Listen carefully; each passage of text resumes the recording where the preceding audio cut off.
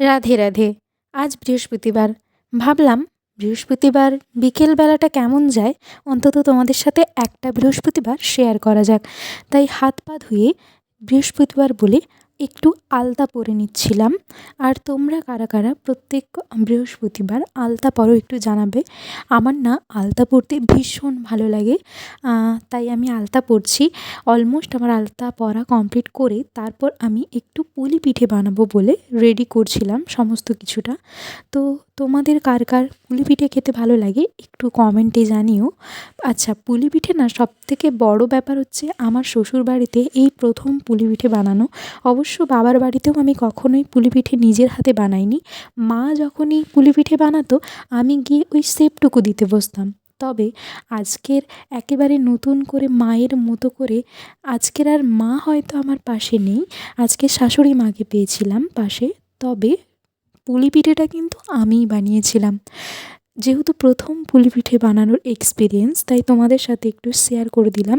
তারপর পিঠে বানানোর পর একটু চলে গেছিলাম সন্ধে দিতে। তো বৃহস্পতিবার, তাই জন্য আমি একটু লাল পাড় শাড়ি পরে সুন্দর করে পুজো দিয়ে দিচ্ছিলাম।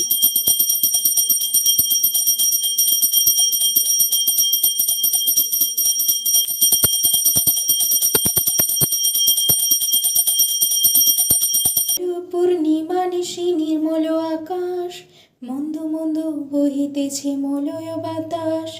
লক্ষ্মী মা এলো এই সাথে দেবনারায়ণ, মলয় পর্বতে বসে করে আলাপন।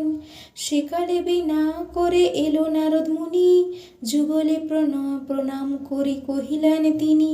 হেরো মাতা মর্তপানে চাহে একবার, অন্যভাবে মর্তবাসী করে হাহাকার। বলো মাতা প্রকাশে আঁখি পাপের ফলে, অহনিশি নরনারী সদা দেখি জলে। হেন বাণী শুনি লক্ষ্মী দুঃখিত অন্তরে, কহিলেন ধীরে ধীরে ক্ষুণ্ণ মুনিবরে। আমার সমান নারী সৃজে পাঠালাম মর্তে, আমারে ভুলিয়া তোরা মজে মহ গর্তে।